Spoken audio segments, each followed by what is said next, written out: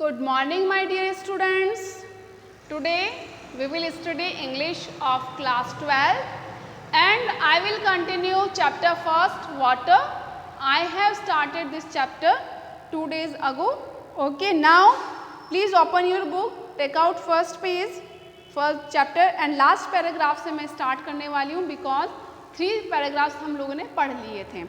Last paragraphs I am going to start. One of the most remarkable facts about water is its power to carry silt or finely divided soil in suspensions. इसमें writer ये कहना चाह रहा है chapter में power water की true elixir बताया गया है लाइफ का और इस चैप्टर में हम वाटर के क्या पढ़ेंगे, कैरेक्टरिस्टिक्स पढ़ेंगे, वाटर क्यों प्रेशियस है और इसको क्यों डिवाइन अमृत से कंपेयर किया गया है, इसी चैप्टर में हम ये पढ़ने वाले हैं.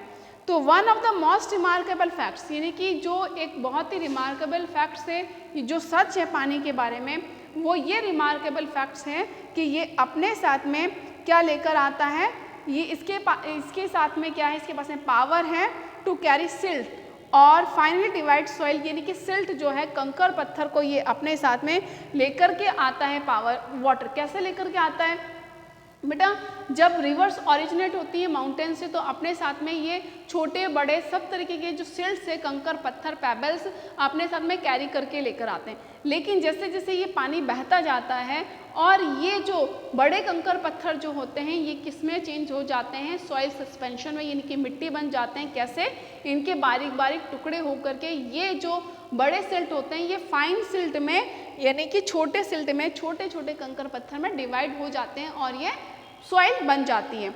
This is the origin of the characteristic colour of the water in rain-fade tags. This is the origin of का मतलब यही उत्पत्ति होती है, यही जन्म होता है of the characteristic colour of the water यानी कि वाटर का जो डिफरेंट कलर है उसका ओरिजिन क्या है, ये सॉइल सस्पेंशन है. यानी कि मिट्टी के अलग अलग रंग की वजह से ही पानी का रंग भी अलग अलग हो जाता है इन रेन-फेड टैंक्स में. This colour varies with the nature of the earth in the catchment area. Catchment area का मीन्स होता है वाटर एरिया, कि ये जो कलर है यानी कि पानी का जो कलर है वो वेरी होता है. वेरी मीन्स डिफरेंट होता है किसके अंदर, इन कैचमेंट एरिया में जिसमें पानी भरा होता है. हम लोग देखते हैं कि जो सी है उसका पानी ब्लू लगता है, लेकिन कई बार उसका पानी का कलर कैसा लगता है, ब्लू लगता है. लेकिन जब हम छोटे पॉन्ड वगैरह में देखते हैं तो कई बार इसका कलर कैसा लगता है, ब्राउन लगता है. अगर मिट्टी रेड है तो पानी का कलर रेड लगेगा. तो ये कैरेक्टरिस्टिक्स जो है वाटर के कलर की, इसकी ओरिजिन क्या है, मिट्टी है. और ये जो कलर है ये कैसा होता है, अलग अलग होता है. This colour varies with the nature of the earth in the catchment area. जैसा अर्थ का रूप होता है, जैसा जमीन का रूप होता है, जैसा अर्थ इस भूमि का जैसा नेचर होता है, वैसा ही कलर क्या होता है पानी का, वेरी होता है, अलग अलग होता है इन कैचमेंट एरिया में. And is most vivid immediately after a fresh inflow flowing rain. और इज मोस्ट विविड इमिडिएटली यानी कि जब ये फ्लोइंग रेन पानी बारिश के तुरंत बाद ये बहुत ही विविड हो जाता है, बहुत जल्दी से क्या होता है, परिवर्तन हो जाता है after a fresh inflow flowing rain. यानी कि जब बारिश होती है उसके तुरंत बाद ही ये विविड हो जाता है, यानी ये परिवर्तन होता रहता है किसका, पानी का जो कलर है. बारिश का जब पानी आता है तो उसका कोई कलर नहीं होता है, लेकिन जैसे ही बारिश का पानी ज़मीन पर गिरता है तो according to nature of earth यानी कि इस अर्थ या मिट्टी के कलर के अकॉर्डिंग पानी का रंग भी चेंज होता जाता है. Swiftly flowing water can carry fairly large and heavy particles. आगे राइटर कह रहा है स्विफ्टली का मतलब होता है तेजी से बहता हुआ पानी अपने साथ में बड़े और हैवी पार्टिकल्स को भी बहा लाता है.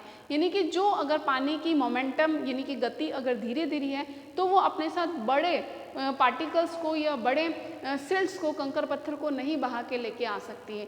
लेकिन जब इनका फ्लो स्विफ्ट होता है यानी कि बहुत तेज़ अगर फ्लो होता है पानी का तो अपने साथ में ये हैवी एंड लार्ज यानी कि भारी और बड़े पार्टिकल्स को भी बहा लाता है. द फाइनेस्ट पार्टिकल्स का मतलब होता है जो मिट्टी के बिल्कुल बारीक कण होते हैं however remain floating within the liquid in spite of their greater density and are carried to great distance। यानी कि जो अगर पानी का बहाव तेज होता है तो पानी अपने साथ हैवी और लार्ज पार्टिकल बहा के लाते हैं, और फाइनेस्ट पार्टिकल्स जो होते हैं, जो बिल्कुल बारीक पार्टिकल्स जो होते हैं वो फ्लोटिंग करते रहते हैं, यानी कि वो बहते चले जाते हैं किसमें, लार्ज अमाउंट में, यानी कि वो असंख्य, यानी कि बहुत सारी मात्रा में बहुत दूर तक बहते चले आते हैं। यानी कि अगर पानी का बहाव तेज है तो पार्टिकल्स हैवी और लार्ज भी उसके साथ बह जाएंगे, लेकिन जो छोटे पार्टिकल्स होते हैं वो पानी के साथ में बहुत ज़्यादा, यहाँ पर लिखा है ना there greater density, greater density का मतलब है बहुत ज़्यादा संख्या में, यानी कि बहुत ज़्यादा पार्टिकल्स और दूर तक बहा के लेके जा सकता है पानी छोटे पार्टिकल्स को। Such particles are of course extremely small, but their number is great and incredibly large amount of solid matter can be transported in this way। तो इस तरीके से जो पार्टिकल्स होते हैं, जो छोटे पार्टिकल्स होते हैं जो कि अपनी ग्रेट डेंसिटी से में और ग्रेट डिस्टेंस तक बह के जा सकते हैं, वो बहुत ज़्यादा छोटे होते हैं और वो अपने नंबर यानी कि उनकी संख्या भी बहुत ज़्यादा होती है और वो बहुत लार्ज अमाउंट में ट्रांसपोर्टेड होते रहते हैं। ट्रांसपोर्ट यानी कि एक जगह से दूसरी जगह लार्ज अमाउंट में जाते रहते हैं। When silt laden water mixes with the salt water of the sea there is a rapid precipitation of the suspended matter. यानी कि सस्पेंडेड मैटर का मतलब ये है कि ये जो मिट्टी है कि when silt laden water, silt laden water का मतलब है जब इस पानी के अंदर जो मिट्टी के कण होते हैं, यानी कि मिट्टी के कणों वाला जो पानी है वो जब सॉल्ट वाटर ऑफ सी यानी कि जो नमकीन पानी से मिल जाता है तो there is a rapid precipitation of the suspended matter. तो हम इसमें बहुत रैपिड यानी कि फटाफट वाला, रैपिड का मतलब होता है फटाफट, फुर्तीला, बहुत तेज़ी से हम क्या देखते हैं, प्रेसिपिटेशन देखते हैं, यानी कि बहुत तेज़ी से हम लोग उसका समुद्र में गिरना देखते हैं। जब नदी का पानी समुद्र में गिरता है तो बहुत तेज़ी से गिरता है। This can be readily seen when one travel by steamer down a great river to the deep sea। और ये जो ग्रेट रैपिड प्रेसिपिटेशन है, यानी कि जो रैपिड, जो फुर्तीली तरीके से, ये तेज़ी की तरीके से नदी का पानी जब समुद्र में गिरता है तो ये सीन हम किस तरह से देख सकते हैं, जब कोई स्टीमर पर ट्रैवल करता हुआ, जैसे हेलीकॉप्टर वगैरह जैसा एक क्या है, ये स्टीमर होता है, उस पर ट्रैवल करते हुए हम इस प्रेसिपिटेशन को देख सकते हैं कि कैसे सिल्ट लेडन वाला वाटर समुद्र से मिलता है। The colour of water changes successfully from the muddy red और brown of silt through various shades of yellow and green finally to the blue of the deep sea. The colour of water changes, किस तरीके से पानी का colour change होता है, from muddy red यानी कि मडी रेड यानी कि लाल रंग से होता हुआ वो ब्राउन हो जाता है, ऑफ सिल्ट यानी कि पहले तो वो मडी रेड होता है, फिर वो जो मिट्टी के कण उसमें और मिलते जाते हैं तो ब्राउन हो जाता है, और थ्रू वेरियस शेड्स, और अलग अलग शेड्स लेता हुआ, अलग अलग कलर में बदलता हुआ वो कभी येलो हो जाता है, और अगर कुछ ग्रीनरी नीचे आ जाए तो वो ग्रीन सा लगने लगता है, और लास्ट में जाके जब वो डीप समुद्र में गिरता है तो उसका कलर ब्लू हो जाता है। Those great tracts of land have been formed by silt, thus deposit is evident on an examination of the soil in alluvial areas। Those great tracts of lands यानी कि लैंड्स के वो जो great tracks है, जो रास्ते हैं, जो बड़ी बड़ी जो लैंड है, have been formed by silt, इन मिट्टी के कणों से ही बने हैं। मिट्टी के कण कैरिड बाय वाटर, जो वाटर से के साथ में आते हैं, जो सिल्ट्स, जो मिट्टी जो वाटर के साथ में कैरी करके आए हैं, उन्हीं से ही ये ग्रेट ट्रैक बने हैं लैंड्स के, यानी कि मिट्टी के बड़े बड़े रास्ते, ये ज़मीन के बड़े बड़े रास्ते बने हैं। Deposited is evidence on the examination of soil in alluvial areas, और इनका डिपॉजिट, जो इनका डिपॉजिट है वो हम किस रूप में दे सकते हैं, एलुवियल एरिया में देख सकते हैं।